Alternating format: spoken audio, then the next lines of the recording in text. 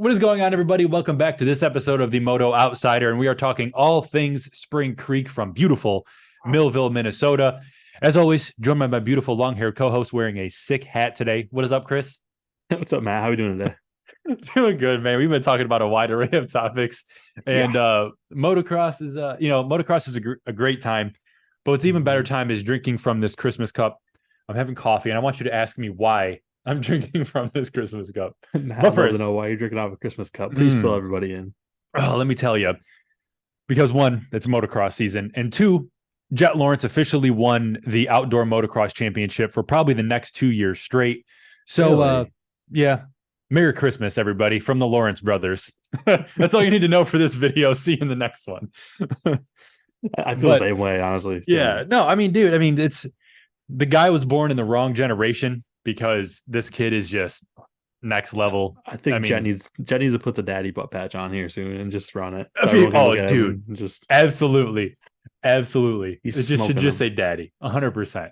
Like, listen, this dude needs to start. You know what needs to happen? The AME needs to say, all right, Jet, our TV ratings are through the.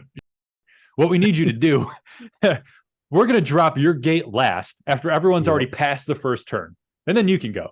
Dude, it wouldn't matter. He still wins by 40 seconds. Exactly. But it would be fun to just watch that shakeup. That'd be great. What if he came out and was like, guys, I'm so dominant. I don't have to race the last like 3 rounds. So I'm just going to like take the trophy now and like let all them do their thing. Vacation. Have enough points left over. Yeah, I'm going to go to the Bahamas. I hate thinking about it, man. I mean, we got a question to ask for the fans today. I think this is kind of a cool one. I didn't prepare you for this. I came up with the question myself right on the spot here. So Chris, fire away. Be ready. Fire away. I want to know what everyone's superstitions are before they ride. So some people like to put on a certain pant leg first, this thing, that kind of thing. Some people don't have one. So fill us in, Matt. You have any superstitions before you ride? Dude, I didn't have like superstitions, but like one thing I always did, maybe it was a nervous tick, maybe it was a superstition, I don't know. I like to like shake my head back and forth like with my helmet on and like kind of grab both sides of my helmet and just like properly seat my helmet on my very large head. And it was kind of like a comfort thing just to like grab it and move it around and just like make sure it's there, I guess. I don't know. No, that's superstition 100%. That's what that qualifies as. Like when I would be on the gate, I would just be like sitting there, like, bike idling or whatever, just like crack a few reps on like just like exhale, take a deep exhale and just like shake my head a few times and then just like eyes open and go. What about you, man? Mine are like similar, kind of like weird, just different things. I'm really tall and for some reason I can stretch and I have pretty decent, like I can touch my toes, no problem. I would always put my feet up one at a time and stretch my, grab my toes on both sides of the bike, put my feet up on the radiators. Yep. I would always adjust my gloves. Like I would do it like 2 or 3 times each hand just to kind of like, get them comfortable how I like them. Yeah. The goggles had to be like, shaken, put on, just like things. I wasn't really thinking about it, but then I sat there for a minute and I was like, yeah, I do a lot of weird stuff before I go out. Same thing every time. But I mean, that's every sport, whether it's football, like baseball.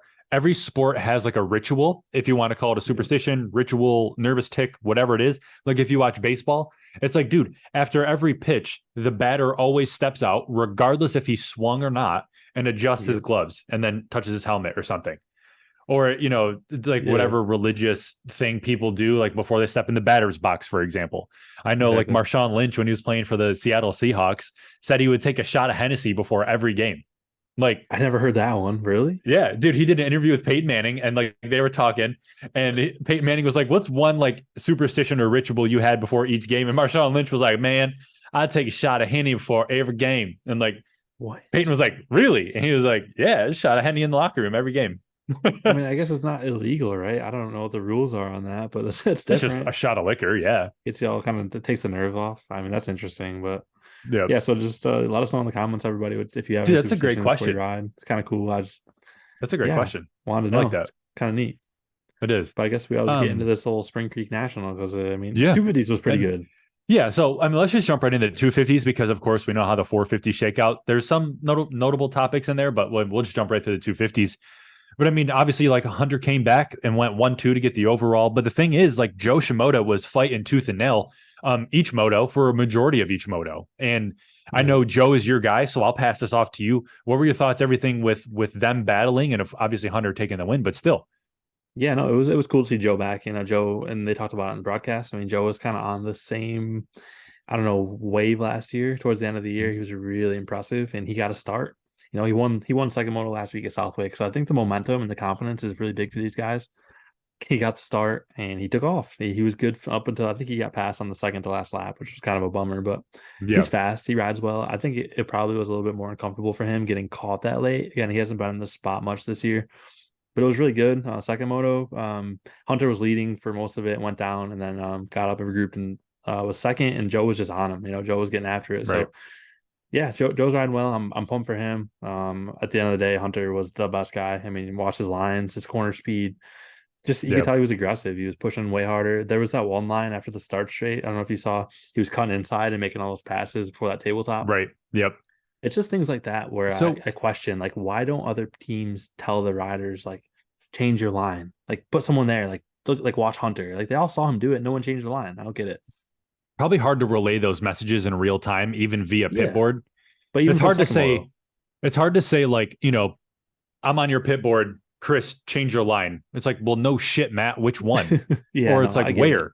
Like as in like F1. I don't know if these guys have helmet communications, but in F1, they're like, all right, turn 9 and 10, do Mhm. this, for example.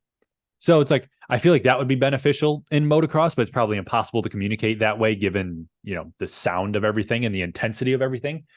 But I know you had mentioned off camera that a lot of the riders were complaining that this track was too fast Yeah. or there wasn't enough jumps or anything like that. Can you elaborate into that? Because I hadn't heard of that.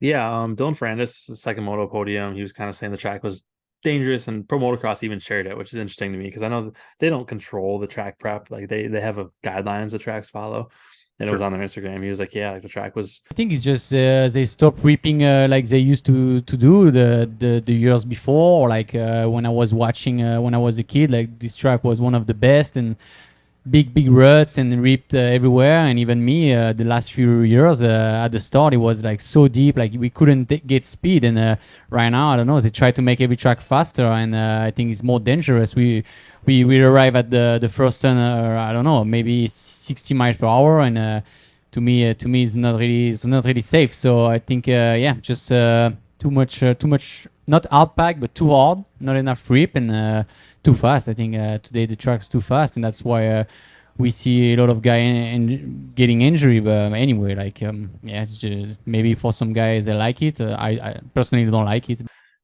Like it typically Millville's very ruddy, but it was very sandy, hard pack, and just kind of sketchier. Like we saw Dylan, Chase, a bunch of guys went down, which Yep. I get one guy going down, but a lot of these top guys crash in the same spot. Even is kind of weird for Millville. And yeah, I just think they didn't dig it deep enough and didn't water it enough. It was kind of hard packed. There was a lot of dust going up that hill too, that big long hill, Mount Martin, whatever they call it. Hmm. Yeah, I just think that it was a different Millville. I feel like the lap times were a little lower. Maybe I'm wrong. I feel like the lap times used to be a little bit longer too, but I don't know. It's just something that was going on. I Interesting. agree with them. I think the longer tracks, slower tracks, better racing and safer. Here for the safety. I love seeing the guys go fast, but they don't see anybody get hurt, man. It is what it Yeah. is. No, for sure. But that's where, bike skill and everything comes into play too. Yeah, for Um, sure. but we covered this in our last video. Hayden Deegan, as predicted, lost the points lead. He was very open about it, very transparent about it, and I like how he handled it. Yeah. What were your thoughts on Deegan and then his social media post afterwards? Yeah, it was short, sweet to the point. Pretty much just like I got my ass kicked. And yeah, for him, I Mhm. think he went 5'8", which isn't really I know they always had that Yeah, he little went saying like 5'8". the red plate's kind of heavy, and maybe that was for him. Oh He's a yeah. rookie, he's 17. Changing the number plates on your bike is changes your mindset, your psyche going into the day 100% because the target's on you now. Everybody's looking at you at the gate, like, oh, there he is, Hayden Deegan, red plate. Probably just young, nerves, inexperience. I think he feels the same way. For But at sure. this point in his career, I mean, he's got a long way to go. I think he'll have it again in the future. Just don't know when. Yeah. I mean, I think next year, depending on what Hunter Lawrence does, um, Joe Shimoda is going to be tough. RJ Hampshire, Justin Cooper. There are some guys ahead of Deegan that are definitely going to give him a fight, but I think Yeah. Deegan will be overall better next year, just once he has that experience beneath his belt. I mean, Yep. Justin Cooper went 4-1, so we know he can get moto wins. RJ Yeah. Hampshire can get wins. Well, that's the So thing too. I mean, like the first moto, like especially like those top five guys were all battling. There was a battle the whole first part of the moto, which is really good. I think everybody was on it. Kitchen looked really good and then faded. RJ looked like he was riding really well, just kind of faded as well. So RJ didn't make the passes in time anyways, but the 250 class is definitely full of talent. And Tom Viel won last week and 6th this week. So it just shows the depth of this field right now. But I think next year, again, I don't hate Hunter, but with Hunter gone, opens up the opportunities for more guys to win and maybe a better battle, less nerves, less pressure. Yeah, just everyone's going to be able to throw their hat in the ring a little bit more competitively. And it shows that RJ Hampshire is from Hudson, Florida. That's like an hour from my house. That's funny. He's not far. I think he was from Wesley Chapel before too. Like, I know they're not that far. Yep. The Boondocks, way up there. Way up there. But dude, one more notable mention though in the 250s was Austin Faulkner. I mean, hasn't raced since A1, went 11-9 for 9th overall. Dude, that's a solid return, man. The dude got messed up. Yeah, I'm a big Faulkner fan. That was a good return. I didn't think he'd be back for outdoors. I don't think he did either, but I mean, modern medicine and recovery and stuff. Came back, he raced. I'm sure he had tons of arm pump. Not much to say other than good job. He finished top 10 first race back. And I think, I don't know who was saying it during the week, but I heard a podcast this week. They were saying that he's been better than Seth Hammaker. And Seth was top 3 at Southwick for a majority of the motos, so he faded back. Like, I think Austin could be up there on the podium before the season ends. Yeah, Seth Hammaker went 19-11 for 16th overall. Rough day for him. But again, the last 2 races, Redbud and Southwick, he was awesome. So it's one of those days for him, man. No doubt. Notice some international racers here too, guys from England, Estonia, South Africa. Yeah, they've had a bunch of different talent this year. I know I got the results up too, kind of seeing who we got. Jorgen Talviku, he's from Estonia. He's been riding really well. Slade Smith from South Africa. He's a dude who does not give up. Marcus Phelps from South Africa. Those guys they can handle the heat and they put the work in and they give it their all, even if they're finishing 20-25. Like they're putting the work in all the way to the end. No doubt. Cool stuff. I mean, what about Ryder DiFrancesco though? 12-15, 14th overall. I think it was funny. I saw someone comment on Vital, like anyone who knows like the Mitch Payton story, like someone said, yeah, Mitch ought to send him some running shoes. Like Mitch used to do that to his guys. Like he literally send them running shoes if they would have bad races. Like, get your shit together. It's like start, working harder. Like, I don't know. After his crash at Redbud, like he was 3rd at Redbud, crashed with Tom. Like he hasn't been the same since then. He really hasn't. I don't know what's going on with him. Maybe he's just ready to get on that gas or something. I don't know. What do you think? I mean, I think he could be Deegan speed any day of the week. It's just I remember watching him come up amateurs and then pro-ams. The kid was unbeatable. Yeah. Just kind of like a jet. Yep. And now it's just happened, like average, I think it's weird too when you look at like Deegan hasn't been great the past 2 races. I mean, Deegan's obviously fast, but he's kind of faded a little bit. Like I don't know if some of these rookies in the heat, I think it was a little bit warm yesterday. I don't know if they're off tracks. I don't know. I don't know. It's weird, like from how different they've been the past couple of rounds. Yeah. Know it's funny, man. It's like just talking about like the heat or how hot it is. And without a doubt, it is very hot. Like I couldn't imagine doing 30+2 in Florida heat, which is why they don't race in Florida, obviously. Like I don't think there's any pro nationals in Florida. But it just gets hot as hell down here. But anyways, I remember growing up, dude, playing baseball or whatever, and it'd be summer in New York, and you know how it is. And I'd be like, it's hot. I don't want to go to practice today. It's hot. I don't want to go play. My dad would literally always say, too bad. Too bad. And that's what I say to these guys who are like, oh, it was hot out there. I wasn't ready for it. Well, dude, too bad. Like, you and everybody else. Most of them typically, from what I hear and understand, a lot of them don't ride during the week. Like you recover, you might ride one day because you don't want to be burnt out for the weekend. You're racing 11 outdoors, man. Like you have 11 shots of this. Like give it your all. I don't care how tired you are. Get in the ice bath. Get in the ice bath, and they do too. But it's definitely a weird one. No doubt. Yes, Shifting gears to 450s, pun intended. Literally. Yep. All right, pun intended. So Jet does it again. No joke. Obviously, it went Jet, Chase, and Dylan Ferrandis. That's 1, 2, 3. Yep. Ferrandis consistent as hell. He is. He's been 3rd best guy, I think, since Anderson's been back. Anderson had a big crash second moto, but he's been there. Consistency, man. And Ty Masterpool mixed it up. Went 8-6 for 6th overall. Not bad. I mean, he's there. He's right outside those factory guys. Yep, just literally hanging on the tail of all of them. But I mean, most notably, man, what I think was the battles that Sexton was having with Jet, which just further solidifies that Jet is the GOAT right now. Yeah, be very clear about that right now. Well, But I mean, they were. we talk about that. I mean, you told me that you think maybe Jets in their heads. Like, what do you think?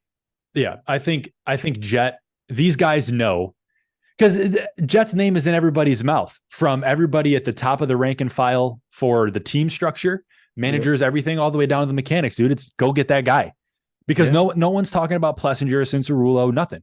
They're all talking about Jet, who's the number one guy. So what does that do? You're going to override the bike, override the track, do everything you can if you're fortunate enough to get out in front of him to hold them off. Yeah, Cincerulo couldn't do it. Chase couldn't do it. I mean, they'll mix it up with them for a little bit, but the gaps that Jet pulls out, like I swear to God, this kid just pulls back for a challenge and something to do so he can push. 100%. I don't disagree. I think the Cincerillo thing was super frustrating because I want Adam to do well, at least lead a lap. Of course, come on, of course. But yeah, it's definitely looking better for Chase. I think Chase did show, because Jet looked like he was being honest on the podium. Like I had to give him my all for that. And he crashed on Chase crashed the last lap, kind of chasing him. I don't think he had a chance at it, but second moto, I mean, he was on the gas. Like I think he could have absolutely done it. He made a little mistake and then was pushing and crashes again in the most ridiculous spot. Like I'm a big fan of Chase's riding. It's the most frustrating thing when it finally looks like it's going to come true and then it doesn't. It's not like we don't like Jet. We just want to see that mix up. We want to see the battle. Yeah. No, there's no disrespect to any of the other riders. It's just you want to see something different in the weekends. It's the same in F1. You want to see something different on the weekends, but there's one guy who's winning everything. Yeah. But I know now, like the teams they're all just like fighting for, second, third in the points. They're just trying to jockey for position, and they know that Jet isn't their fight. That's not their race. They're going after everybody else, which, I mean, if you watch those battles too, I mean, 2 through pretty much 6, 7, pretty fun to watch. And then after that, it just kind of fades out. But Anderson Cincerillo battled for, first moto, which was kind of good towards the end, but it's just, they're so far off. They're finishing 30 to 50 seconds off and they're only 2 spots back. Like what do they have to do to get up there? Because I feel like in Supercross, it's never like that, but when it comes to outdoors, it's not even close. Right. And I mean, yeah, I just think it's just impossible to compete with Jet and get on that level right now. Is it the bike? Is it Jet's riding ability? What is it, right? Supercross will be the telltale sign, right? I mean, we'll find out for sure. Like, is this everything, or are we just getting a better outdoor guy? I don't know. Right. But that's actually a really good point. That'll be fun to watch. I'm looking forward to it at this point. Like, I'm not ready for outdoors to be over, but I'm looking forward to 250 battles, and then I'm ready for some 450 Supercross because we need to mix up. Hell yeah. And then my dude, Kyle Chisholm is from Clearwater. That's like 10 minutes from my house. It's crazy. What is he? 35, 38, somewhere around there. The fact that he's still a top 15 guy. Yep. It's impressive. Real impressive. Especially with the way these guys are riding now, man, dude. Yeah. Shane McElrath came back at, what did he get? 11th first moto and then crashed out second moto, but he was looking good. Yep. I also wonder how discouraging it is for these guys to go out and just know that your race is lost. You can't have that in your head mentally, but realistically, you know that you're not going to win. You can't keep up with Jet. I mean, you've tried every weekend and it just isn't happening. It's like you're just going to click one weekend. Maybe. Perhaps. I don't know what happens. Maybe they need to take that shot of Hennessy, like Marshawn Lynch. Maybe they'd be able to let off. I don't know. No, I mean, at this point, you're praying for a bike failure. Jet rides too consistently for him to have any sort of major injury. Never say never, and I would never wish that upon anybody. But it's either going to be an injury or it's going to be a bike problem that's going to stop Jet. And even then, it's only one moto. If it's a bike problem, it's one moto. Yeah, it's not both. It's not happening twice. Not factory Honda. So no, you saw how quick they changed out Hunter's motor. Just quick. They're good. Yeah, do your thing. Get back out there and win, man. Dude, that's everything for Spring Creek. Yep, we're off to Washougal next weekend, and that's we got a 3-week break. So 2 strokes. Gonna be lonely. 2 strokes. Yeah, so we're gonna talk about that more. But that race sounds like it's getting pretty big. I'm looking forward to the Washougal National. Yeah, are there any updates? I know from the last video you said some names were throwing their hats in the ring for riding a 2-pinger. What you got? I don't think I have anyone new. I know there's definitely cash on the line. Guys are talking about it. I don't know. Love that. I think I'm gonna do some more research, but there's gonna be lots and lots of premix on that line. That's what I'm thinking. Love it. I love it. And awesome. I hope they qualify well too. Yeah. So it's like it's undeniable that there's more than just like 2 on the line. Like there's some boys out there at 2 strokes. They're ribbing. 125s don't stand a chance, but the 252 strokes will be fun.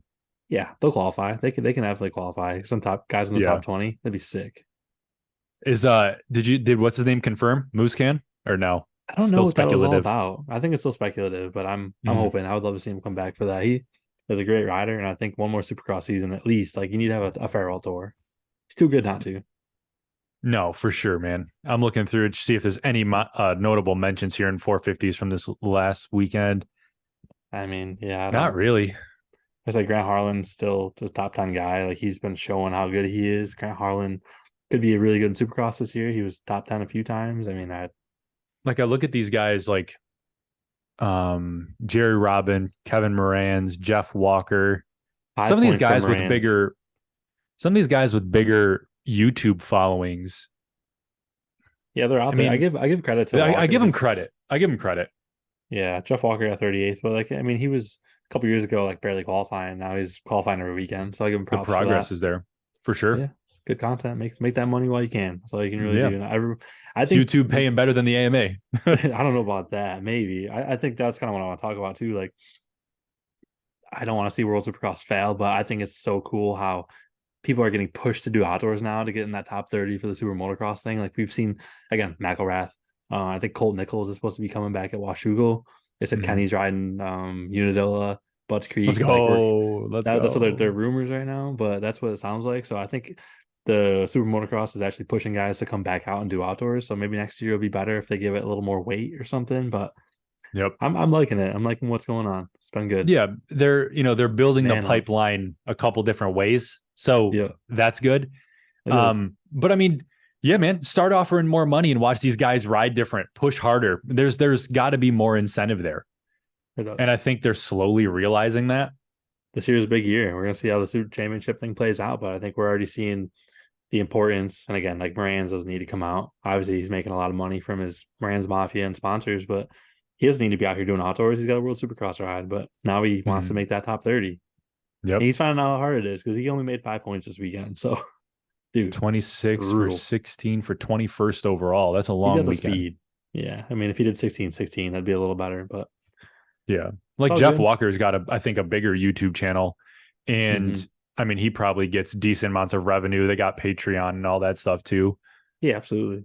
But I mean, at the end of the day, the harsh reality is, guys, even if you're at like 10K a month, that's not that much money in this racing world. Dude, you know how For racing, expensive it no. is Yeah, to no, it's go not. across the country and everything that comes up, man. 10K a month is just, Could you that's do not it? a lot. Yes. Is it hard? Yes.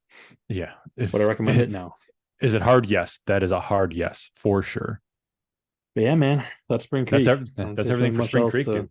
talk No. about. It was a good day, and yeah, We actually, if for everybody who's here this late in the video, one, thank you. And two, Chris got a really interesting email to our motooutsider@gmail.com if y'all want to shoot us an email. Motocross Outsider, gmail.com. Sorry, I gotta spell that all the way out for Gmail. Just let me Run guys it know. back one more time. One more back. Motocross Run it back. Outsider. Yep. Motocrossoutsider@gmail.com. Gotcha. Yep. Send it. Okay. Chris got a very interesting email and had some cool information for us. Chris, please share the good news. Yeah, I don't know what ranking or what if it's nationwide, worldwide, but we were ranked top 30 out of 70 of the top motocross podcasts. So considering we're still kind of small, I felt pretty cool. Obviously, you guys Yeah. are showing a lot of love and support, so we really appreciate that. It's really cool. No doubt. And obviously, we wouldn't get to 30 without all you guys listening, which is sick. We can't pull views and everything from thin air. So we appreciate everything that you guys are doing for us. But at the end of the day, guys, we want to grow as organically as possible. We don't take like any money from anyone or anything to say certain things. We're just outsiders doing our thing. So if you could share this with your friends, comment, please subscribe to anything to help us out. That's cool. Our sole goal with this is to grow it as much as we can, get in front of some of these guys, bring some super cool interviews. We have one coming up. But just to, just bring sick content that's just a little different. The motocross stuff's kind of all the same. Supercross stuff's the same. We want to switch it up and do things a little differently. So we're pumped to, be there with you guys. So appreciate it. Absolutely. Yeah, I appreciate everybody trying to give a different flavor for everyone to watch and feel like they're a part of, because that's what we are. We're just like everyone else, just some normal dudes that love dirt bikes, and it's never going to change. That's facts. Well, guys, thanks so much for joining us. Please like, comment, subscribe, share with your friends, more importantly. But as always, see you guys in the next video. Peace. Moto outsider out. Moto out. Moto out. Dude, I like that. Moto